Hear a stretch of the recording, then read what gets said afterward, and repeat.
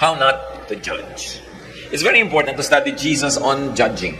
Ano po ba ang point ng Panginoon? Ano yung kanyang stand, mga katuruan at examples on judging? Unang-una, siya ang nagpaulit-ulit magsabi, do not judge.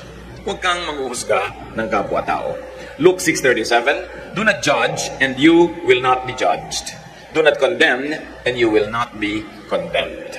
Napakahalagang katuruan na unang-una, it benefits people around us when you do not judge, but very clearly, the Lord also emphasized that we also benefit.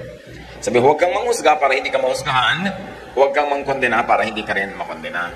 This was a very revolutionary teaching. Kakaiba. If you think that Jesus was conservative, think again. Napakarami niyang katuruan na sumasalungat o kaya challenge doon sa status quo, doon sa kalakaran ng kanyang panahon. Sa panahon ng Panginoong Jesus, Israel was governed by laws.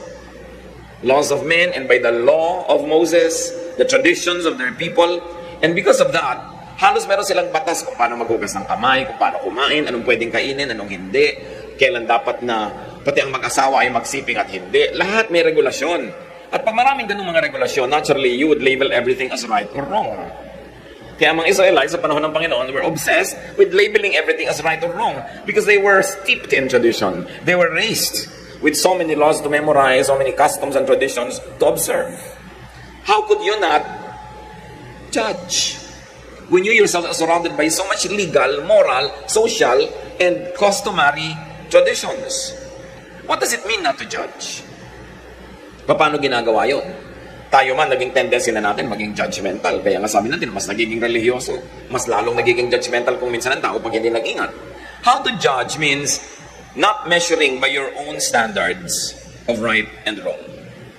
Siyempre may standard ka what is right and wrong. But you don't always use your standards in measuring people around you.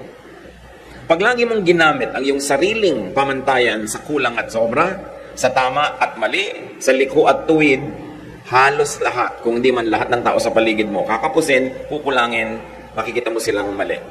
It means not applying your standards on and to others.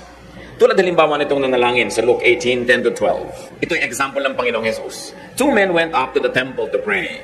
One a Pharisee and the other a tax collector. So yung Pharisee religyoso.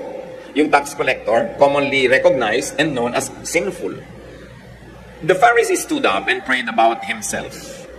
God, I thank you that I am not like other men. Robbers, evildoers, adulterers, or even like this tax collector. I fast twice a week and give a tenth of all I get. Ngayon, ibinigay ito ng example ng Panginoon, not as a positive example, but as an example not to follow. A prayer not to pray. At ang kanyang panalangin, mabuti na lamang, Lord, at hindi ako tulad ng iba dyan. Mga magnanakaw, mga masasama, mga ngalon-niya, o katulad na lang itong katabi ko na ito na tax collector. 2 beses ako nag-aayuno sa isang linggo at talagang kompletong-kompleto ako mag-tithe. Ba't na lang kanyang panalangin? It was a very judgmental prayer. Hindi na lang siya nagpasalamat kung ano siya. Kinumpara pa niya yung sarili niya sa iba. At siyempre, sa kanyang comparison, siya yung bida. Siya yung panalo. Siya yung tama.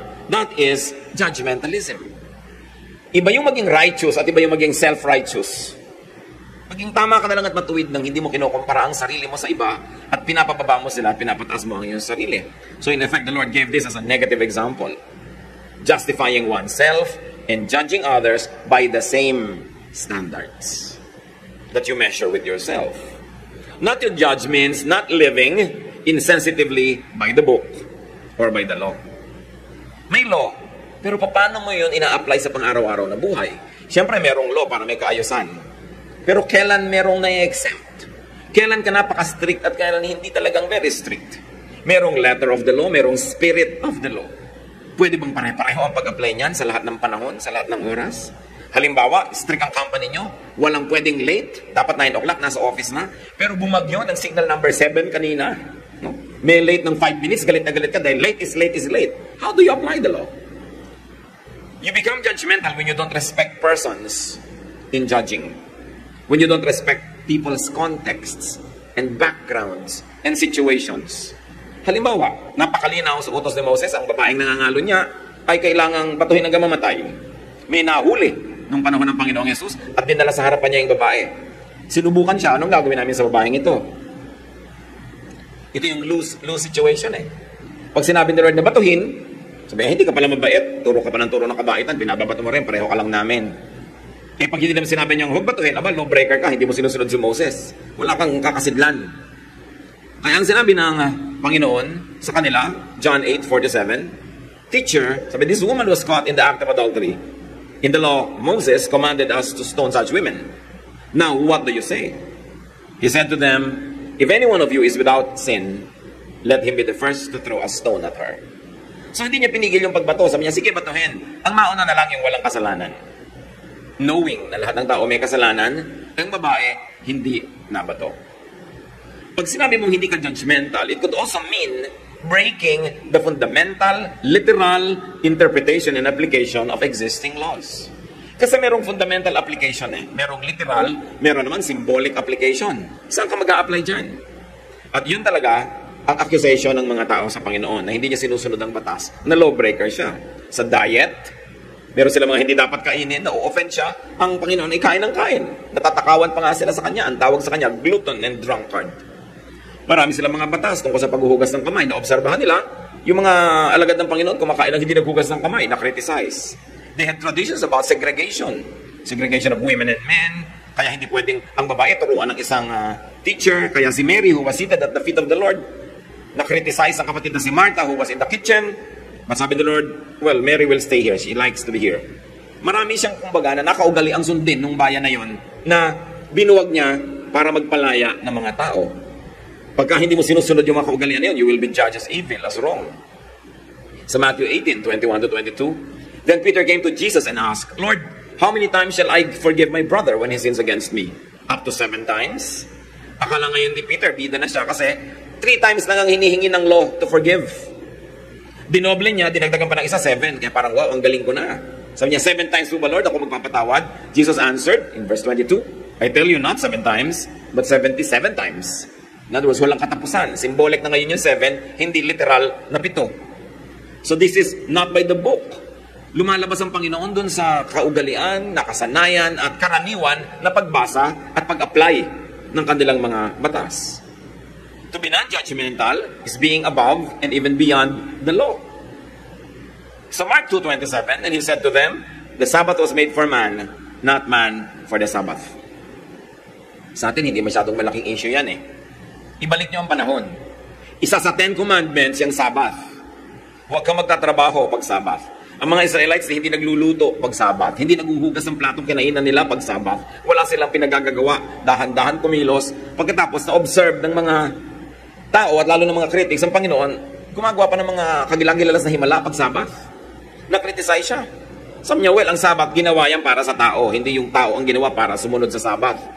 In other words, the Lord was saying, kaya nga pinauso ng Diyos ang Sabbath para makapagpahinga ang mga tao. Dahil ikabubuti nila magpahinga. Pero kung ikabubuti nilang may gawin dahil para sila mag-survive o gumaling na sila, mapaghimalaan na sila, gawin na. Yung kabaligtaran, yung paggawa ang nakabuti, hindi yung pahinga. So sinasabi niya, yung ikabubuti, ang point natin dito, hindi yung literal and legal pahinga.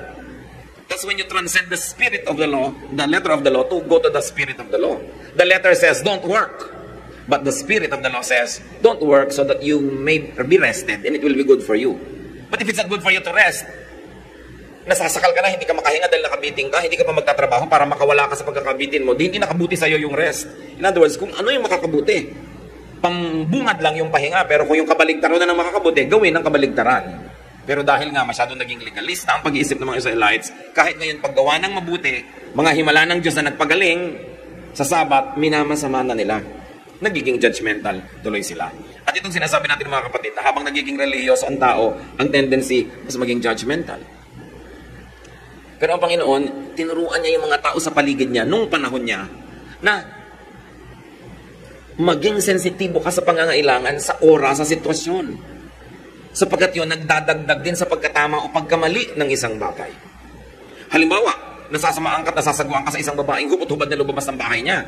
Paano kung nasusunog pala yung bahay niya at wala na siyang panahong magbihis dahil naliligo siya nung nagkasunog? Masama pa ba yun na lumabas siya? So may konteksto. May kanya-kanya tayong katotohanan. Ang mga katotohanan natin, kuminsan, binubuo ng ating kalagayan, ng ating pag-iisip, ng ating pangangailangan. Kaya iba-iba ng katotohanan ng bawat tao. Halimbawa, pareho kayo ng asawa mo nakatingin sa buwan. Pinipilit mo na ganito yung korte ng buwan. Pero siya kahit a few feet away lang from you, iba na ang tingin niya sa buwan, iba yung angle. Hindi mo pwedeng i-impose sa kanya yung paningin mo dahil yun ang nakikita niya, mag-aaway kayo. Eh yun ang buwan sa kanya eh. At hindi lang buwan ang pinag-uusapan, maraming bagay. Di ba? Kaya ang tao dapat hindi sobrang legalista.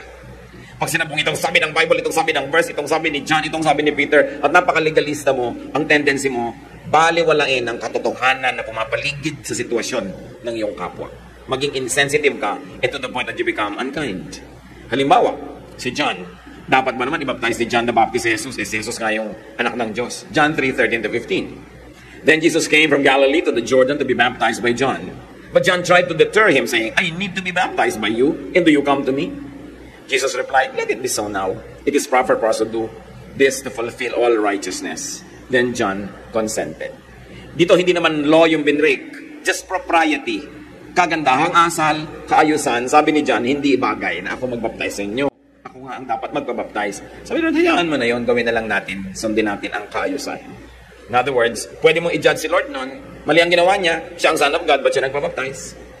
Pwede mong i-judge si John, ang yabang naman niya, ang kapal niya, tao lang siya, binaptize niya ang Son of God. Pwede mong sabihin yun, di ba? Pero nakita niyo na magitan na usapan, may konteksto kasi. Hindi pwedeng ganito lang yun, pipilit mo na ganon dahil merong kalagayan na dapat isaalang-alang. Pag naisip natin na parang lawbreaker, parang above the law, yung kindness, you must consider that whenever we say law here, it is personal moral, not legal law. Anong sinasabi natin na huwag mong i-impose ang tama at mali sa'yo sa iba? Yun lang personal morality. Hindi yung legal. Yung legal na no parking talaga yun. Yung legal na pay your taxes, pay talaga yun. Hindi talagang i-impose sa lahat ng tao yun. Ang pinag-uusapan natin mga kapatid, yung personal moral law. Ano ba, sinasabi mo, dapat ang biyanan ko, nandyan na nga ako eh. Dapat umalis-alis na siya doon sa silyang maganda dahil bahay ko naman to. Personal morality mo na yun. Diba? Hindi mo na pwedeng i-impose lagi sa iba yon. Kasi personal na pananaw mo na yon kung anong tama at mali. At lahat tayo, merong legal law na tama at mali that all of us have to obey para may kaayusan ng sibilisasyon. Pero meron tayong mga personal moralities. Huwag niyo sasabihin, may isa lang na morality. Kahit sa Bible nakita nyo, yung mga pinaggagawa ng Panginoon might be considered against the legal law of the land or against the moral law of the land. Pero sabi niya, Sabbath was made for man, not man for the Sabbath. Binigyan niya ng kind application yung legality na yon at hindi siya dapat i-judge. Jesus continued and taught observance of legal law. Huwag tayong malilito dyan. Matthew 22:21, sabi niya, give to Caesar what is Caesar's and to God what is God's. Dito pinaghiwalay talaga ni Lord yung church and state. Sabi niya, may mga obligasyon tayong lahat bilang citizens. Kahit anong religious persuasion mo, citizen ka ng bayan, give to Caesar what is Caesar's. And then to God what is God's. Ngayon, may religious persuasion ka, lalo sa iba't ibang mga bayan na may iba't ibang mga religyones, iisa rin yung bansa, iisa yung law, pero may kanya-kanyang religious convictions. Kaya may nagsisimba ng Sabado, may nagsisimba ng Linggo, may nagsisimba ng Huwebes, kanya-kanya na yon, hindi nakasama sa legal framework ng isang bayan yon. And you must judge people na, ay mali sila, sumisimba sila ng Huwebes, kami Linggo, ay kami dapat Miyerkules, kasi religious conviction na yon. Hindi sinasabi na masama o kaya mali ang religious conviction. Yung non-judgmentalism, sinasabi lang ito, okay, may religious conviction ka, i-apply mo sa sarili mo. Huwag mong ipagpilitan sa iba. Halimbawa, nasasaguan ka na may babaeng nakapantalon, eh siya naman pala talagang tadtad ng peklat, mas mabuti pong magpantalon kaysa ipakita niya yung binti niya. So, masama ba na magpantalon siya? Pero ipipilit mo yan dahil may religious conviction yung ibang tao about women wearing pants. Pero alam mo ba ang kasaysayan niya, bakit niya isinusuot yun? Kaya maganda na meron kang religious conviction, but keep it to yourself. Kaya kung minsan tayo nakakamuhian ng marami nating kamag-anak, no? Natuto ka na, ay masama ang mga rebulto, tapos biglang minamartilyo mo yung groto ng nanay mo, hindi naman sa'yo. Eh di kung huwag kang maglagay ng groto mo kung ayaw mo, yung groto ng iba, huwag mong pakialaman kasi hindi sa'yo yun.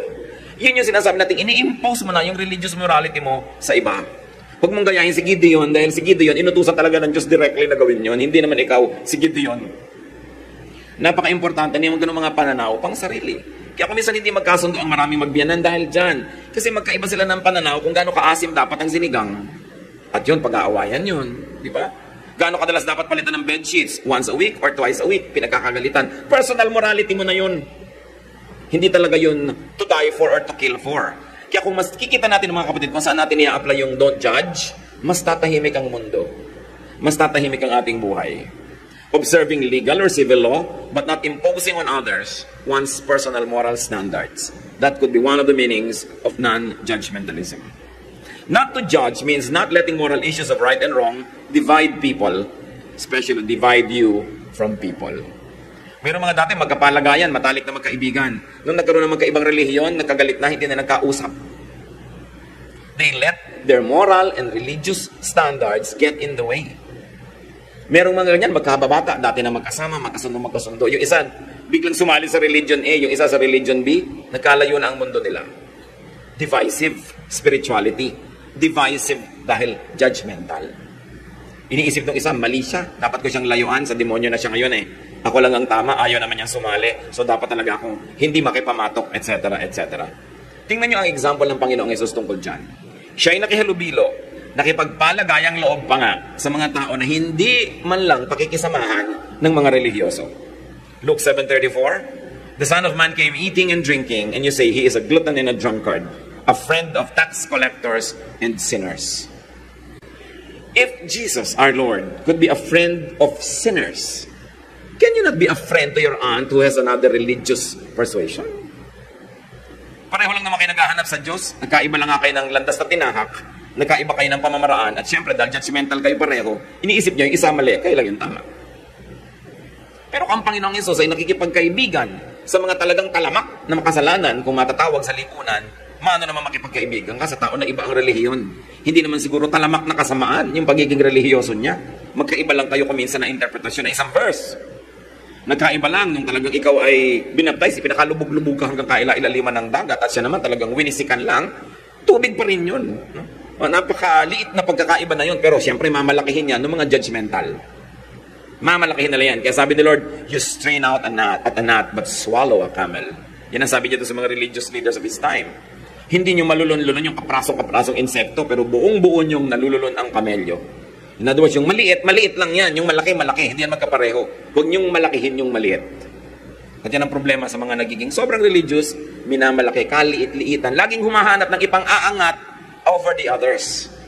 Tayo, ang practice natin ganito, mas tama tayo kaysa sa iba. Tayo ganito, laging tayo ang bida. That's not the way of Jesus. The religious were, and up to now, the religious tend to be separatists. The Lord was never a separatist. Hindi dapat ipagmalaki ang pagiging separatist kasi hindi separatist si Lord. Lahat welcome. Bata, matanda, babae, lalaki, may sakit pati patay, hinihipo niya. At hindi rin siya nakiseparate sa mga Pharisees at saka sa mga scribes. Si Nicodemus, who was a temple ruler, si Jairus, who was a temple official, nakipagkaibigan ng Panginoon dyan. Wala siyang pinili. Kasi hindi siya judgmental. Jesus taught and exemplified unconditional, non-judgmental acceptance and fellowship with people, especially outcasts. It is a very highly evolved theology. Sobrang advanced na theology yan, natanggapin mo, mahalin mo, kahit yung iba yung pananalig at iba yung pananaw. Mark 2:16, when the teachers of the law who were Pharisees saw him eating with the sinners and tax collectors, they asked his disciples, why does he eat with tax collectors and sinners? Yan, bakit yung amo ninyo nakikihapag, nakikikain, nakikisalamuha sa mga masasamang tao? Why? Because Jesus did not judge those people as bad or good. He was just there to deal with them, to love them, to accept them, and to heal them.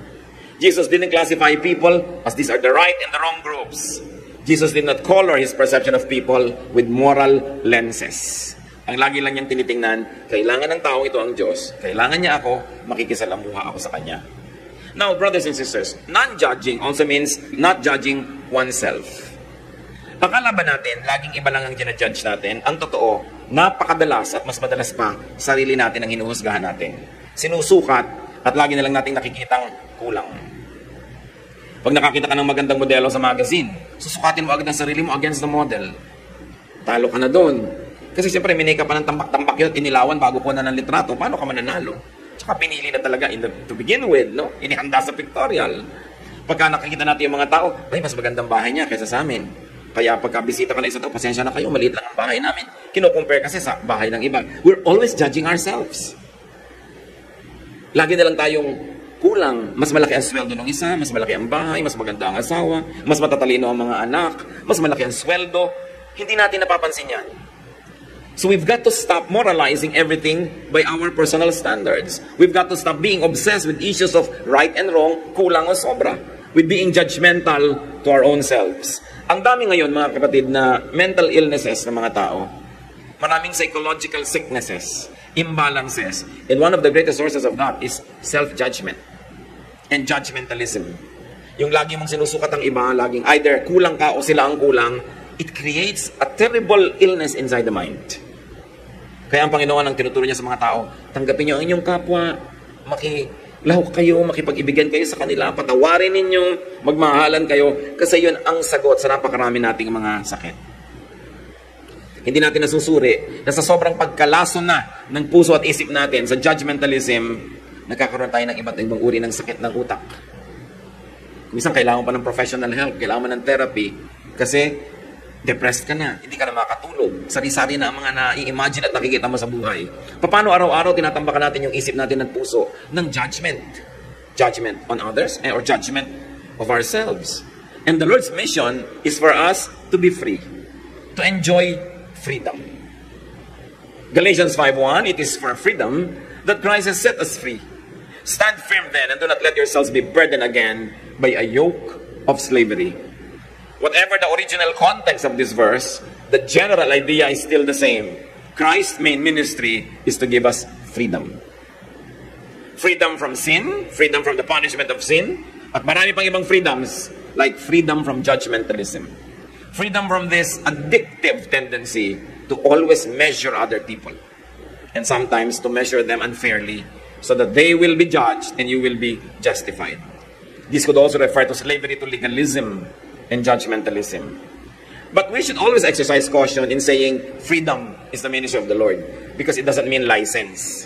Galatians 5:13, you brothers were called to be free, but do not use your freedom to indulge the sinful nature. Rather, serve one another in love. So we don't obsess ourselves with issues of right and wrong and implement it on other people, but you may implement it on yourself. Pero mga kapatid, kung napapansin ninyo na lagi na lang kayo ding lugi pagka minesyon nyo ang inyong sarili, lagi kayong kulang, laging kulang pa ang pagluluto ninyo, kulang pa ang ganda ng labada, kulang pa ang bango ng inyong labada, you're watching too much TV. Yung ang bango-bango ng labada, perfect wife, ang puti-puti, nagpagulong-gulong na yung anak nyo sa putik ng laban nyo, pumuti. Hindi totoo yun. Mangitim-ngitim pa rin talaga yung kahit makuha kayo ng kalalaba. So, baguhin nyo rin ang pag-measure sa inyong sarili. One, huwag kayo masyado makinig sa advertising. No? Manipulative yan masyado para bumili lang kayo ng produkto o ng isang service. Mahabag kayo sa inyong sarili, lalo kung above 40 na kayo, tapos gusto nyo pa yung waistline nyo 22, braso nyo na yung pwede na. Kasi may edad na kayo eh. Yung alangan naman na ang may edad na kayo, nakapagpalaki na kayo ng mga anak at nakapagpaaral, tapos kamukha pa rin kayo ng mga batang-bata, mga artista. Be kind to yourself. Because most of the time, we are judging ourselves very harshly. Kasi kung ano-anong standard ang pinagagamit natin, don't be a slave to this. No? Kailangan, meron tayong love. Serve one another in love daw. Don't forget to include yourself. Be loving to yourself also. Do what you can, but don't be obsessed with grading yourself all the time. God is not always grading you. Kaya ang sabi, Christ died once for all. Minsan lang namatay na si Jesus para bayaran lahat ng kasalanan natin, punan lahat ng ating kulang, at tingnan tayo from the prism and from the frame of His love. Kaya pag nakikita ka ng Panginoon, kahit ka nagkakasala, pero nasa Panginoon ka, ang tingin mo sa sarili mo, ang sama-sama mo. Pero sabi niya, I remember that she is dust. God remembers that you are dust. Kaya binigyan tayo ng, if we confess our sins, He is faithful and just and will forgive us. Bakit may ganung provision? Alam din ng Diyos na magkukulang tayo. At ito mga kapatid, ang kanina ko pa sinasabi, hindi ito license para lagi ka nalang kulang. Para lagi ka nalang dust. Pero, after you have done what you could, and it's not always your best. Relax. It doesn't always have to be your best. Iba-iba ang panahon. Pag may kulang ka, doon umiiral yung kabutihan ng Diyos. Dapat natin ma-appreciate yun eh. Yung iba halong habang nagiging relihiyoso, lalo humihigpit ang tingin nila sa Diyos. Lagi silang natatakot, lagi silang nagbabayad, lagi na lang silang kulang at kulang. Ba't ka pa naging maka-Diyos kung ganun din lang, hindi ka na tuloy natahimik? Ginagawa mo ang mabuti kasi mabuti yun sa'yo. Kasi mabuti yun sa kapwa at kasi nagpapaligaya yun sa Diyos. Pero pag kinulang ka, don't always judge yourself. Because even up to now, God is not judging you yet. Minsan hindi tayo mabait sa sarili natin. Kaya iba naghahampas ng sarili, nagpapako ng sarili. Meron talaga na may mga pagdurusa na gustong bilhin, hindi binibili para iniisip nila magdurusa ako kasi deserve ko to. Meron mga taong gusto silang parusahan. Gusto sila yung may taong kumakawawa sa kanila, umaapi para ang tingin nila, nakakabayad-bayad ako sa aking mga kasalanan. Hindi ganun ang Diyos. Binayaran na ni Jesus lahat. Kailan natin mauunawa, ma-apply at ma-appreciate yung katotohanan na bayad na lahat yan. That we should stop judging others and ourselves, although we should not use it as a license. Do what you can and let the Lord take care of the rest. Appreciate God's grace and kindness para sa iyong sarili at para rin sa iba. Hindi pwedeng lagi yung husband mo best. May mga bad days din yan eh. May mga moments siya na tinatamad, may moments siya na mahina ang katawan, maiksi ang pasensya. Pag may mga mahal tayo sa buhay na naninimangot, kung sumagot, walang gana, huwag mo nang piniting, sumagot ka, bakit ka walang gana? Mag-aaway tuloy kayo. Pag walang gana, iwan niyo muna, hayaan niyo, magkakagana din yan. But don't judge. Minsan ayaw kang kausapin, inis mo, ayaw mo na sa akin, kasi ganito lang ako, then you judge yourself. Mood lang niya yun. Kaka-recover din yan. This is one of the things we really have to learn, brothers and sisters, to relax. Why? Why can we relax? Because God is in control. May Diyos eh. Hindi mo ma-solve, hayaan mo lang muna, it will settle itself. Parang isang bagay na hindi mo makita, tigilan mong hanapin, biglang lumalabas. Pero yung hanap ka ng hanap, talagang lalong hindi mo makita. May mga ganun din sa ating mga moods, sa ating pang-araw-araw na buhay. Now, how not to judge yourself and others? Paano nga ba? Kasi ang tendency na natin is to judge. So how not to judge? First of all, think of and think like Jesus. Isipin si Jesus at mag-isip tulad ni Jesus. Philippians 2:5, your attitude should be the same as that of Christ Jesus. At kita natin sa buong kasaysayan, Jesus did not judge. Jesus taught against judging. Siyempre, ang Kristiyano dapat katulad ni Kristo. Pwedeng paminsan-minsan katulad ka ni Peter, kung si Peter sa area na yun ay kamukha ni Kristo. Pwedeng paminsan-minsan kamukha ni Paul, kung sa usapin na yun, si Paul ay kamukha ni Kristo. Pero dapat lagi kang kamukha ni Kristo. Yung mga leaders, yung mga prophets, yung mga apostles, may mga tama at mga magandang ginawa, pero hindi sila perfect, hindi sila Diyos. Hindi sila huwaran lagi. Hindi sila model lagi. Si Jesus ang laging model. So, si Jesus walang ginudge yan kahit kailan. Siya ang dapat nating tularan. Kahit kung minsan, makakakita ka ng prophet, makakita ka ng disciple na parang nagja-judge din. Pero hindi sila ang example. Ang Panginoong Jesus ang example. Kasi talaga may mga mahihigpit ng mga disciples. Pero nakita nyo, ang dami rin ng mali. Nag-aawayan, sino uupo daw at sa kaliwa at kanan ng Panginoon doon sa kalangitan, sino daw ang greatest sa kanila. Meron pang magpapaulan na po ba kami ng apoy sa village sa'yo kasi hindi nakinig sa atin. So kita nyo yung mga disciples were not perfect.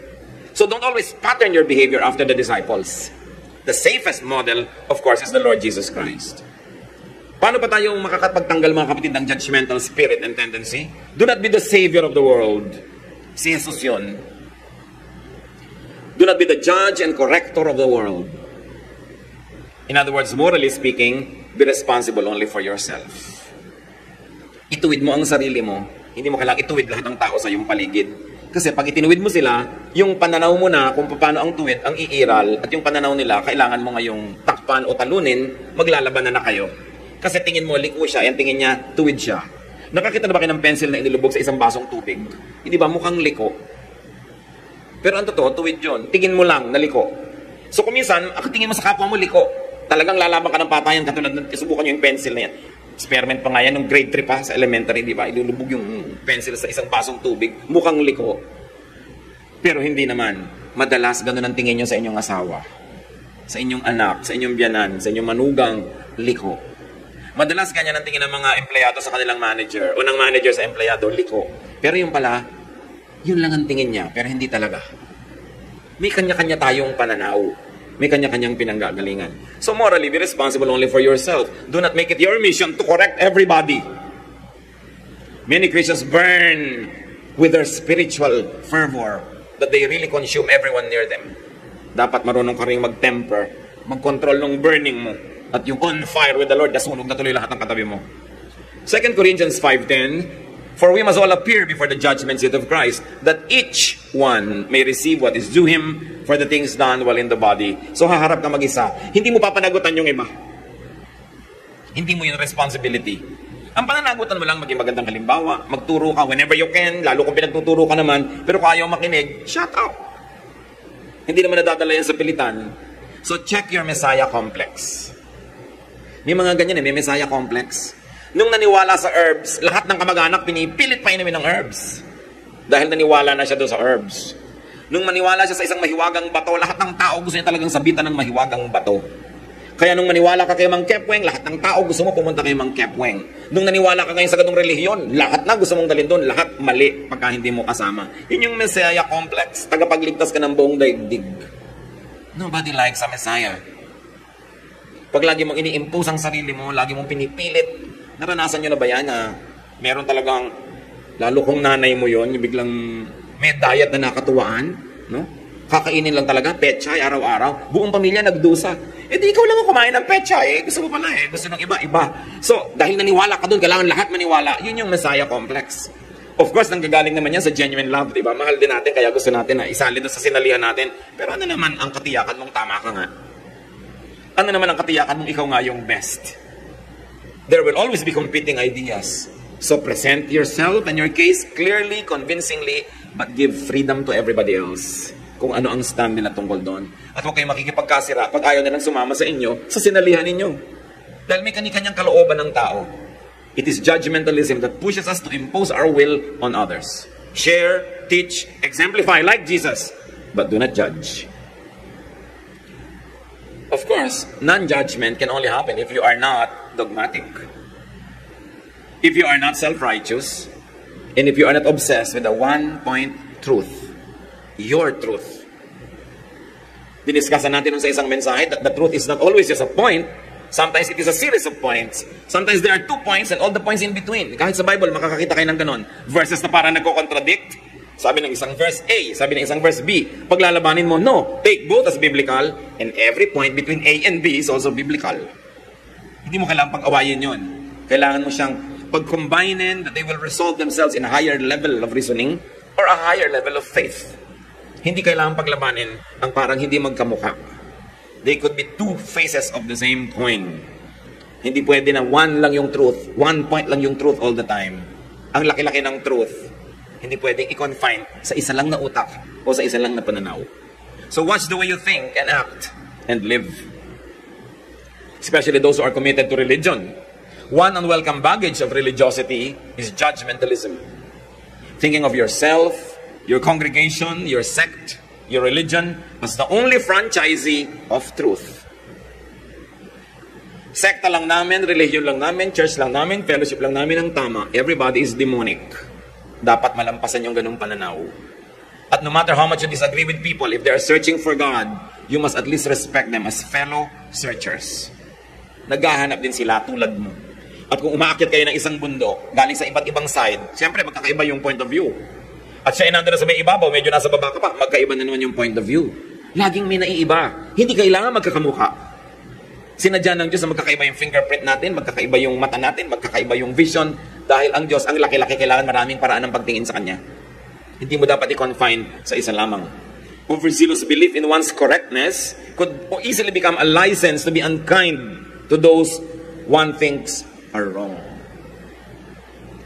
Pag sobrang zealous ka sa pananalig mo, nagiging malupit ka na't masama doon sa hindi mo kapanalig. And at the same time, you think you're being godly. Napakaraming kalupitan at kasamaan na ginawa ng tao sa kapwa-tao sa ngalan ng relihiyon. Sa ngalan ng Diyos. In fact, ang pinakamasasama nga maririnig mong criticism ng mga born-again Christian, hindi naman against other religions. Against other born-again Christians na hindi nila kasama sa local church nila. O kumisang kasama pa nga sa local church against other, yung choir, pipintasan yung teacher, ganun-ganun. Ano kaya ang masamang nangyayari sa isip ng isang tao nagiging mahilig sa Bible? Na may kakambal yun na dapat tanggalin. Yung pagpasok ng hilig niya sa Bible, nagiging judgmental. Nagiging siya lang ang tama. Mali ang iba. Nagiging palaaway, paladebate. That's not the way of Jesus. Tingnan niyo yung parang ligaya ng mga tao na sila lang ang pupunta sa langit at lahat pupunta sa impyerno. There is nothing that offends or saddens me more than religious people saying, yan naman mga hindi nakinig sa amin Talagang sa impyerno sila pupunta. Diba? Yung talagang kukulo-kulo sila sa asupre. Diba sister, no? Parang acidic yan, ang init to, diba? Ang dami ko nakikitang ganyan, tuwang-tuwa na may pupunta sa impyerno. Lalo yung hindi nakinig sa kanila, parang yun ang higanti nila. Buti nga, pupunta kayo sa impyerno. That is a very questionable godliness. Dahil kung talaga naniniwala kang may impyerno, you will not wish it even for Satan. Meron pa? Pwede po ba? Huwag niyo nang turuan yung stepmother ko, balato na natin sa kitanin. Kasi talagang impacto po yan. So, ano sasuluhin mo yung paniniwala mong tama? So, questionable ang spiritualidad mo niyan. Pero totoo yan mga kapatid, maraming religious groups, halos hindi nila ikubli ang ligaya nila na sa tingin nila sila lang ligtas. At lahat ay pupunta sa impyerno. This is misguided spirituality because you see the ugly head of judgmentalism. The unlove, the unconcern for others. Zealous religiosity can damage one's kind disposal.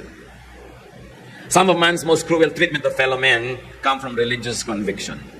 Sa tingin natin, pag wala sila sa Diyos, hindi sila maka-Diyos, hindi na tayo responsable, nasagipin sila sa hirap. Dapat lang, nararamdaman nila yan. Nung araw pa, offended na offended ako, no? Lumalahar sa Pampanga, naglulubugan yung buong Pampanga. Yung mga ibang born again, ikita nyo kasi maraming ginagawa dong rebulto, kaya lumulubog. Hoy, kilabuta ka sa sinasabi mo. Ikinakatuwa mo yan. Diba? At ang pinagbibintangan mo yung mga ginagawa sa Betis. Yung judgmental spirit yun eh. Yung pagka, meron palang lumubog na ganong community kasi marami itong kabaret. Dapat nga. Yung hindi yan galing kay Jesus. Kasi kung may kabaret doon, nandun siguro siya. Diba? He was dining with sinners and with ganun na ganun. Not to dance, not to do sin, but to be with sinners to love them. So hindi mo sasabihin yung ganyan mga ideya. Mga kapatid, hindi ko malaman kung anong pwede natin gawin sa church para tanggalin yung ugly baggage of born-again Christianity. Yung judgmentalism, self-righteousness, separatism. Itinuturo kasi sa mga pulpits Pulpits that seethe and burn with hatred for other people and other religions, na apektuhan yung mga nakikinig. Bihira naman na nag-iisip para sa sarili. Natatanim lang dyan kapapakinig mo. Kaya dapat iniingatan kung sinong pinapakinggan. Ano bang itinatanim sa'yo? Self-righteousness, separatism, yabang, no? Unkindness. That has to be studied. And this can be the byproduct of being born again. Or outside of the born again Christianity, by being just religious. Hindi naman nasolo ng mga born again yung self-righteousness But usually, the more zealous the religious person is, the less kind he is to others. Nakikita niyo mga iba, nagiging mga terrorist pa. Pasasabugin ka hanggang magkabopis-bopis ka dyan. Kasi sabi ng Diyos niya, ikutuwa siya na nangyari yan. You know, yung blindness na itinuturo sa mga tao from religious pulpits. Alam mo that something is wrong. While the gospel of Jesus is the gospel of love. Ang turo pa nga ni Jesus, pag sinampalas ka sa liwa, ibigay mo pa yung kanan. Di ba? Tinanggal yung jacket mo, ibigay mo pa yung sando. Ibang-iba ang ginagawa ng kahit maraming Kristiyano ngayon sa katuruan ni Kristo. So how can you not be judgmental? Change the way you think. It all starts in the mind. Romans 12:2, do not conform any longer to the pattern of this world, but be transformed by the renewing of your mind. Then you will be able to test and approve what God's will is. His good, pleasing, and perfect will. Ibahin mong pag-iisip. Huwag mong kopyahin, manahin ang pag-iisip ng iba. Hindi ko mo relihiyoso sila, tama na sila mag-isip. Kailangan mag-isip ka pa rin para sa sarili mo. Salain mo yan, iproseso. At gumawa ka ng kombinasyon for you na bagay sa'yo at bagay sa kinakalagyan mo. But never stand superior to others. Never think for one moment that you are better. Romans 12:3, do not think of yourself more highly than you ought. And why should you not be judgmental? First of all, it is kindness to others. But more than that, it is kindness to yourself. Matthew 7:2, for in the same way you judge others, you will be judged. And the measure you use, it will be measured to you. So bakit ka dapat hindi mag-judge? Para huwag ka rin mag-judge. Manahimik ka dyan, keep quiet. Sarilinin mo ang moralidad mo, huwag mong i-impose sa iba. Kaya kung minsan mahirap may kasamang relihiyoso Ayaw niyong kumain ng baboy. Halimbawa, may gano'n siyang ganong conviction. Pinipigil niya nagkakain na ng baboy. Ang tagal lang hinanda para lutuin. No? Yung, ayaw mo, di wag kang kumain. Gusto nilang kumain. It's their business. Now, if you are loving, persuasive, kind, and clear in your communication, perhaps they'll change their minds. But you cannot tell them what to do and what not to do unless it's coming from within their minds. So, una, yung mind din nila ang yung kausapin ng mind mo. Pero huwag mo ipilit yung sayo. Judging is a very dangerous and destructive profession. Or vocation or inclination. Why? Because judging makes one blind and heartless. Tulad ng estatwa ni Lady Justice. Si Lady Justice ay may piring, meron siyang timbangan, at sa isang kamay niya, merong tabak. Ano ibig sabihin? Walang kinikilala, kaya may takipang mata. Just But you know that justice means you punish the wrongdoer, kaya may tabak. Bali wala yung justice pag walang parusa. Ang sabi ni Lord, don't judge. Now, hindi yung mga judges ngayon sa hukuman na ang pinag-uusapan natin, ha?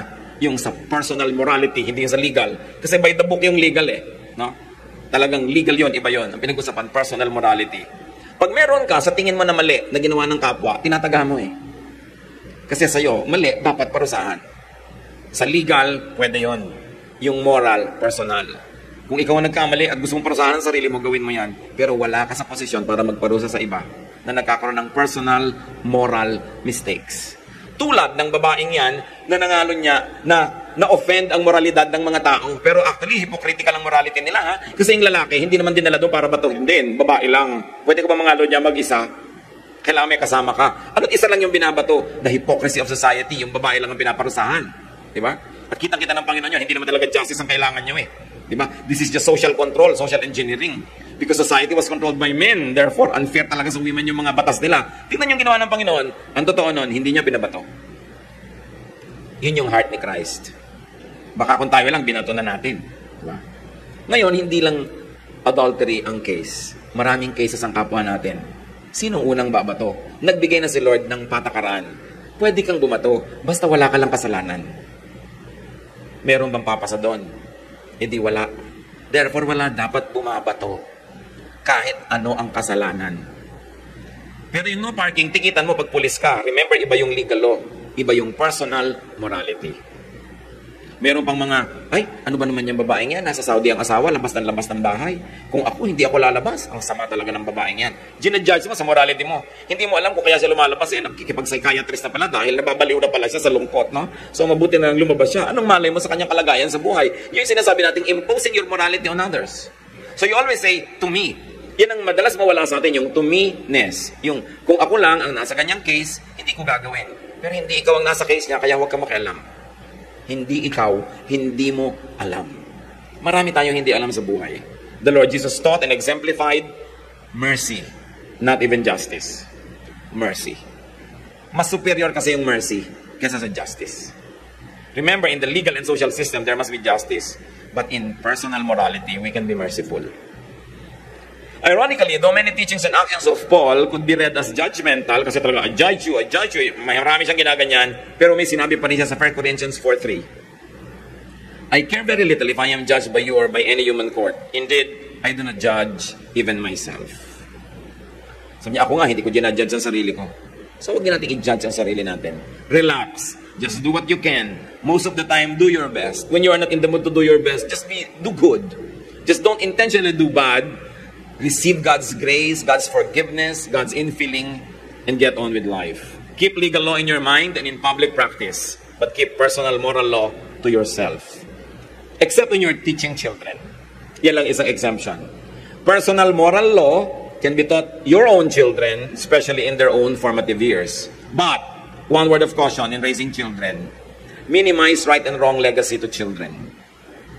Do not pass on biases. Self-righteousness, judgmentalism, racism, even sexism and regionalism, negative nationalism to children. So, anak, kapampangan tayo. Ang mga Bisaya, walang kwenta magluto. Huwag ka mag-aasawa ng Bisaya. Yung mga ganung klaseng mga pinapasan mo na biases, yung right and wrong, yung, ayan, ganyan. Huwag ka makikipag-usap dyan, maitim ang gilagid. Huwag ka magtitiwala sa mga taong maitim ang gilagid. Yung mga ganyan na mga biases ng pamilya, huwag nyo nang isali sa mga anak nyo dyan para lumaki sila na mas open yung mind. Mas universal ang acceptance nila sa humanity. Hindi masyadong regionalistic. No? Hindi masyadong negative yung kanilang pananaw sa kapwa. Kailangan din, kung ikaw nagpapalaki ng bata, meron kang strong religious convictions, raise them in that conviction, but do not teach them to be judgmental of other religions. Kasi pananagutan natin yung input natin sa utak ng bata. Pati mga biases natin lumilipat sa kanila. Sabi ng Panginoon sa maling pagturing at pagpapalaki sa mga bata, Luke 17:2, it would be better for him to be thrown into the sea with a millstone tied around his neck than for him to cause one of these little ones to sin. Siyempre maraming kahulugan yung sin ng mga bata tuloy, pero para turuan mo siya na maging sinful sa pag-iisip, maging judgmental, maging bias, malaking pananagutan. Romans 2:1, you therefore have no excuse, you who pass judgment on someone else.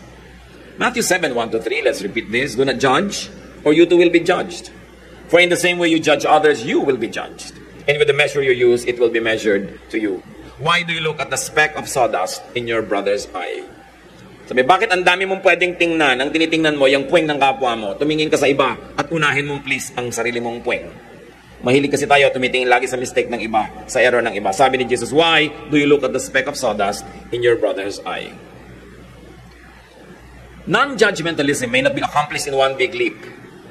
Mahirap yan, habit na natin eh. But at least take small steps in that direction. Hindi madaling maunawaan why we should not be judgmental when we have been raised from childhood to be judgmental.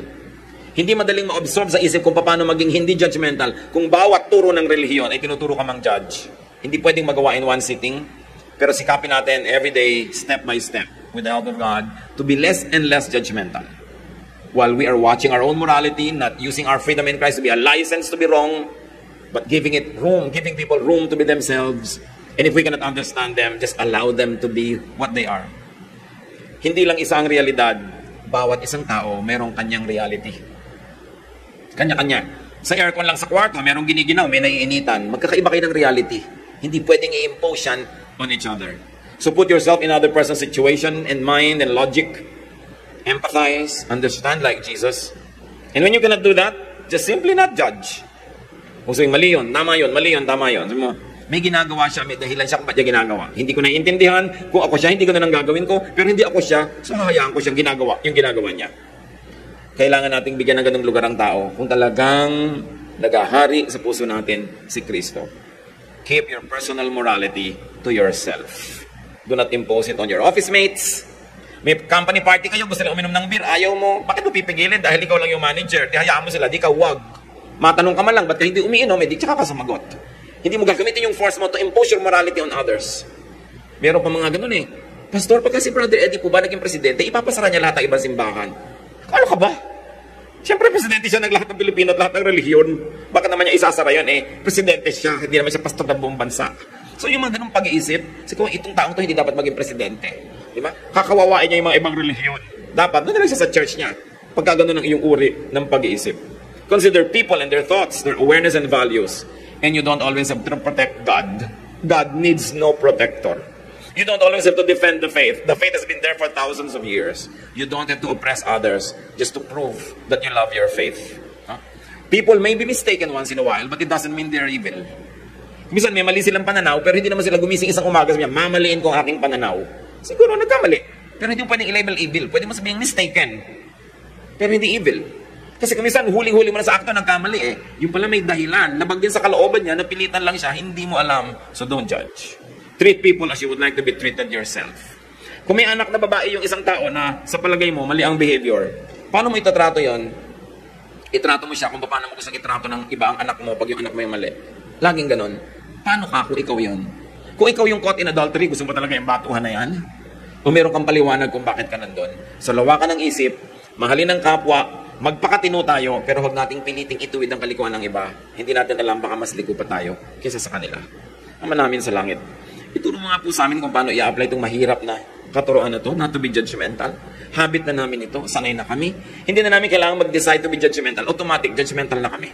So Lord, turuan nyo kami to change our mind, to change the way we think.